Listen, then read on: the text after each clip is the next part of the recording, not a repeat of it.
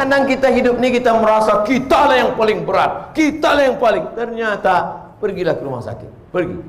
Besok Pak Ustaz, malam ini juga. Pulang dari sini, pergi ke rumah sakit. Kalau security-nya nanya, mau kemana Pak? Jenguk. Ada keluarga yang sakit? Nggak ada. Jadi Bapak mau ngeliat siapa? Semua yang di rumah sakit nih mau kulihat. Siapa yang nyuruh? Nih Ustaz Somad, tonton video ini. Kalian pun jadi security di rumah sakit ini, ambil juga pelajaran. Ceramahi security itu malam ini. Hai security yang bekerja di rumah sakit. Berapa banyak orang sakit yang kalian lihat? Kenapa tak pernah mengingatkan kalian kepada kematian? Hai dokter-dokter, dokter spesialis, kenapa gaji kalian tak kalian sedekahkan? Keluarkan duit. Potong, upload, like and share.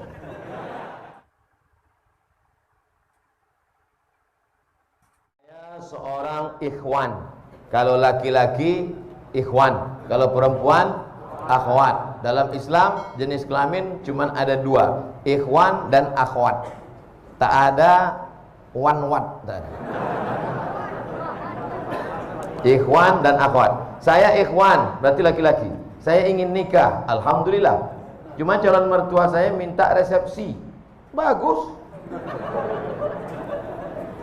Ada seorang sahabat Nabi namanya Abdurrahman bin Auf. Siapa namanya?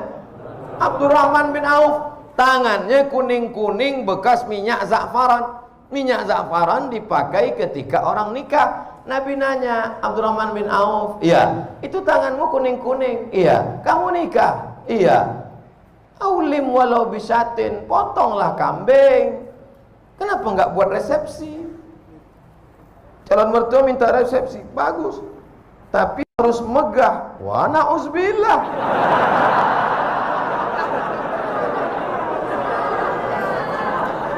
Aulim walau bisatin, buatlah kenduri walaupun hanya motong seekor kambing. Seekor kambing di Arab itu artinya ngundang 10 orang. Karena di Arab itu kalau kambing 1 ekor itu 10 orang. Artinya buatlah kenduri, walimah, resepsi walaupun yang diundang hanya 10 orang, 1 ekor kambing. Karena di sana motong kambingnya. Di sana Mesir motong ayam itu cuma 2 kali potong. 1, 2, 1, 2. Ayam paling kecil 1/4. Bukan seperti kita dimutilasi. Hancur. Makanya orang Arab kalau makan tempat kita lihat, ini kena Hiroshima Nagasaki.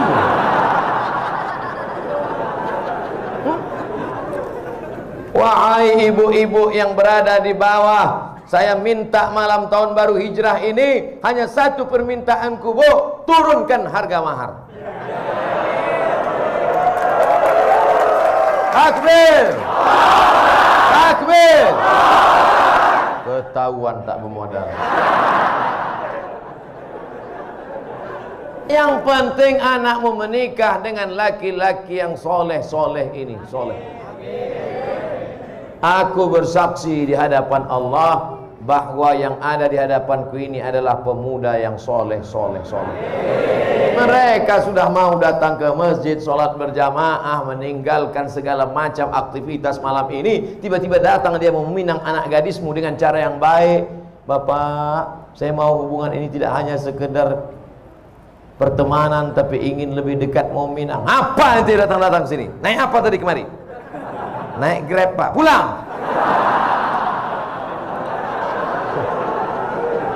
Iyakunu fuqara. Kalau yang datang itu miskin, susah, yughnihimullah. Ada rezeki sendiri, ada rezeki berdua, ada rezeki bertiga, digabungkan Allah rezeki, dibukakannya pintu-pintu rezeki. Idza ja'akum man tardawna dinahu. Kalau datang meminang anak gadismu laki-laki, dinahu, agamanya baik, wa khuluquhu, akhlaknya baik, fazawwijuhu, nikahkan dia dengan anakmu. Kalau kebetulan kau kaya, mobilmu mewah, duitmu banyak, katakan kepada dia, kau jaga anakku baik-baik, masalah urusan belanja ku tanggung dulu beberapa bulan, tapi jangan lama-lama kali. Sementara Allah bukakan pintu rezeki untukmu. Tapi kalau kau macam-macam sama anakku, habisi kau nanti. Cuman saya baru nabung Pak Ustadz. Saya mau terus apa mundur Pak Ustadz? Pantang mundur. Lanjutkan. Jangan mundur. Jangan mundur.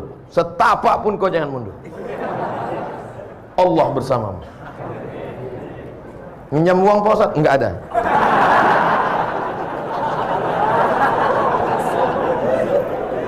Ustadz, saya mau nanya, jika ibu saya menikah lagi dengan laki-laki lain, ayahnya udah meninggal, sekarang dia tinggal sama ibunya mau nikah lagi, kira-kira begitu, apakah saya harus menghormati dan menyayangi bapak baru saya seperti bapak kandung saya, sedangkan kakak-kakak saya melarang saya untuk mendekatinya? Di mana letak salahnya? Bapakmu yang baru itu rajin sholat berjamaah ke Jami' Al-Abrar, dia mendengarkan ceramah Ustadz Somad, dan dia pula orang yang baik, sopan santun. Kau tidak suka hanya karena dia bukan bapakmu. Itu takdir Allah, itu ketetapan Allah. Kenapa kau tidak ridha menerimanya? Kecuali bapakmu yang baru itu sakau, pengedar narkoba. Itu pun kau tak boleh benci, kau tetap baik sama dia. Tenang ya Pak, tenang. Kau pergi lapor ke BNN. Ini banyak sekarang anak-anak yang keliru. Setelah bapaknya meninggal, ibunya dibiarkannya sendiri, padahal ibunya perlu nafkah, perlu kasih sayang. Maka sampaikan kepada dia, Mama, kalau mau menikah lagi, menikahlah. Biar kami susun tim fit and proper test. Begitu. Masukkan saya tim, nanti saya seleksi ayah kalian. Begitu juga sebaliknya. Ibu kalian meninggal, ayah kalian sebatang kara. Jangan kalian biarkan dia sendiri. Dia perlu ada yang memasak, ada yang merawat, ada yang menjaga dia. Bukan sekedar cuci laundry banyak. Kalau sekedar makan, rumah makan, restoran banyak, tapi dia perlu kasih sayang. Ini ada orang bapaknya ada sendiri, emaknya meninggal, dia kasih tahu, Papa, kalau mau pergi ke Surabaya, kakak ada. Kalau mau pergi ke Singapura, adik ada. Kalau mau ke Jakarta, saya ada. Kemana papa terbang, tak usah pikirkan. Kata bapaknya, kalian kemana aku terbang aja yang kalian pikirkan. Kemana aku hinggap tak kalian pikirkan.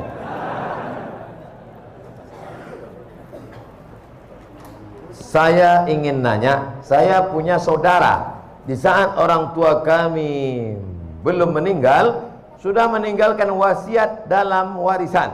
Tapi sekarang setelah orang tua kami meninggal, saudara kami itu serakah, atau bisa dibilang ingin menguasai warisan yang telah diwariskan kepada saya. Bagaimana tanggapan Ustadz tentang kejadian ini? Lapor ke pengadilan agama. Di sana ada jurusita, di sana ada formulirnya. Nama yang meninggal, isi. Ahli waris, isi. Sebutkan semua ahli waris, lalu serahkan ke pengadilan. Nanti keluar, ini dapat sekian, istri dapat 1/8, karena ada anak dapat 1/4, anak laki-laki 2 kali bagian anak perempuan. Dulu ada wasiat tidak boleh lebih dari 1/3 harta. Maka tunjukkan sama dia, Bang, kakak, brother, nih jatah saya. Kalau kau macam-macam, ku jebloskan kau ke penjara. Tentu tidak kasar begitu, lembut. Abang, kau dari rahim yang sama dengan aku. Aku tak ingin menganiayamu. Aku buat laporan ini bukan karena aku dengki dan marah, tapi karena aku tak ingin kau makan haram. Keras sekali Pak Ustaz. Aku tak ingin kau makan haram. Kalau ada kalian menuntut adik, abang, kakak, itu bukan berarti zalim, tapi menjaga dia, anaknya dan istrinya supaya jangan sampai makan haram. Bayangkan ini kalau didiamkan, dikuasainya harta warisan, tanah dikuasainya, kebun dikuasainya, angkot dikuasainya, makan haram dia, anaknya, cucunya, istrinya. Maka selamatkan saudara ini dengan cara menegakkan hukum warisan ke kantor pengadilan agama. Ada jurusita, disita nanti itu. Saya sudah setahun hijrah. Lalu belum lama ini saya bertemu kembali dan dengan mantan yang dulu pernah saya kenal. Berarti CLBK, cucian lama belum kering. Anak-anak ketawa macam paham.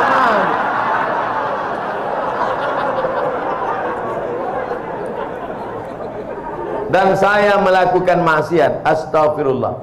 Dulu saat ini saya berusaha untuk kembali meningkatkan iman saya, tapi rasanya sangat berat ujiannya. Apakah saya termasuk munafik Pak Ustadz? Kau terjerumus dalam dosa, maka yang pertama dilakukan adalah taubat nasuha, mandi taubat, sholat sunat taubat, habis itu istighfar. Namin muslimin yudhinibu dzamban, kalau ada orang silap, khilaf, salah, terjerumus dalam dosa, tsumma yatatahhar, mandi taubat, tsumma yusalli rak'ataini, salat sunat taubat 2 rakaat, tsumma yastaghfirullah, minta ampun kepada Allah. Astaghfirullah rabbal baraya, astaghfirullah minal khataya. Setelah sholat istighfar, lalu kemudian buka HP, cari nama dia, delete, update status, mohon maaf untuk sementara kita tak usah jumpa dulu setan.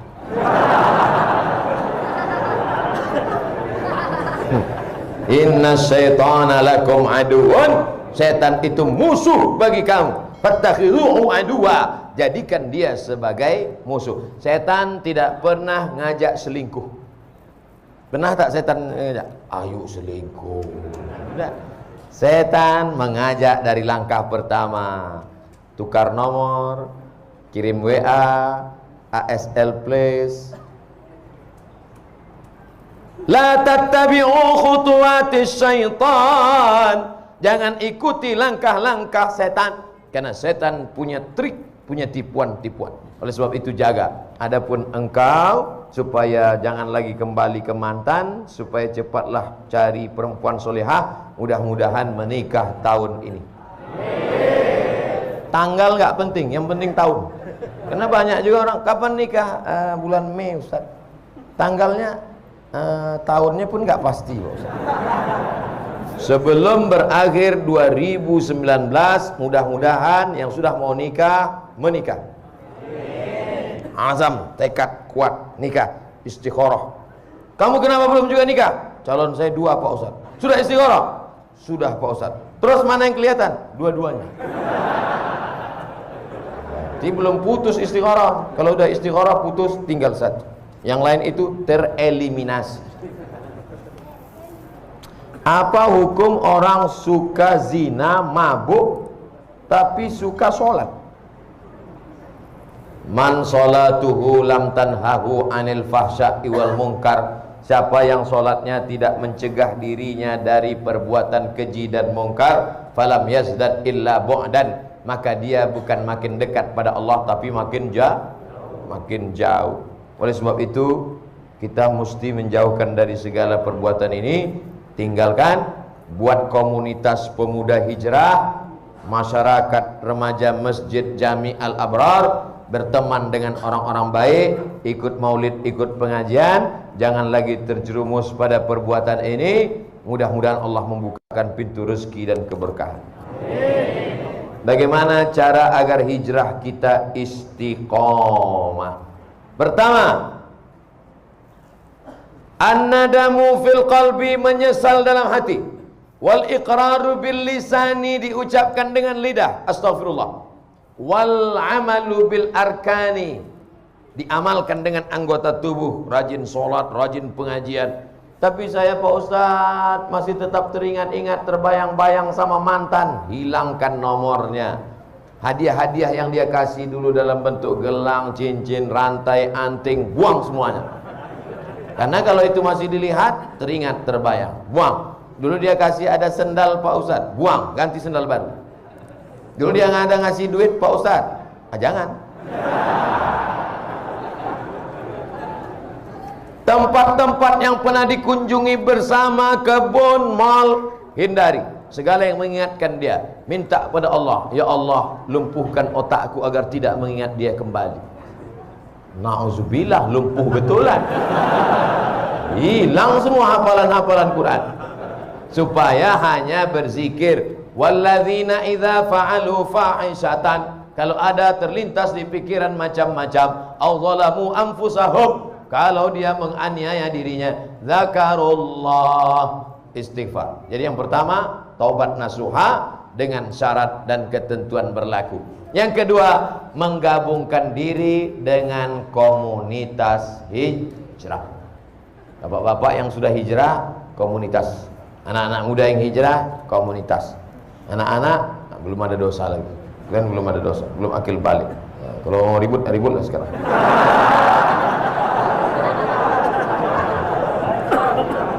Gabungkan diri, karena ini lemah. Satu pohon kayu di tengah hutan, datang angin kencang, patah. Dengan angin puting beliung, tercabut. Tapi kalau dia di tengah kayu-kayu lain, angin kencang dia slow. Datang angin kencang, dia slow aja. Kenapa? Yang pinggir-pinggir itu yang kena. Nah, inilah makanya berjamaah. Alaikum bil jamaah. Ini kalau kita ramai begini, setan-setan takut. Paling cuma ngintip-ngintip dari gelap-gelap. Makanya hari raya kurban, Idul Fitri, Idul Adha ramai. Untuk apa? Untuk menguatkan. Ini malam ini tabligh akbar ini ramai begini. Wah, yang selama ini imannya down, melihat orang ramai, bangkit lagi. Takbir! Bangkit dia. Begitu nanti pulang sendirian, lobek. Makanya harus terus pulang tidur. Besok jamaah subuh. Di kampus, di sekolah, di kantor, lagi bangun pengajian. Komunitas FPI, komunitas jamaah, komunitas born to ride, ride to Jannah. Oh, geng motor. Kap 70. Mantap. Touring, mana-mana. Touringnya bukan tanggung, 6 jam. Di bengkel 4 jam. Enggak apa-apa. Yang penting kebersamaannya, bro. Bukan yang kau kendarai, bukan tujuannya, tapi ada kebersamaan. Pas lagi naik, kawan dorong di belakang. Betul, yang penting kebersamaan. Kata kawan di belakang, aku udah mau mampus, kau yang enak.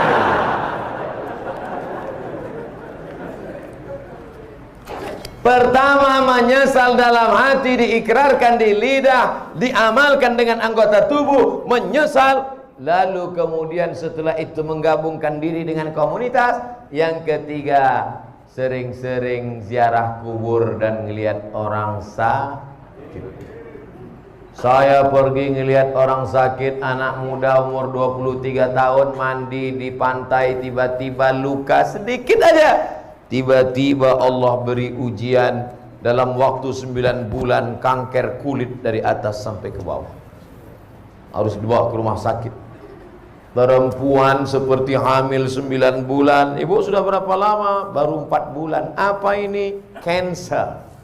Orang barat menyebutnya cancer. C-A-N-C-E-R. Cancer. Orang kita payah nyebut cancer. Apa ini? Kanker. Tumor. Harus dibuang daging dalam.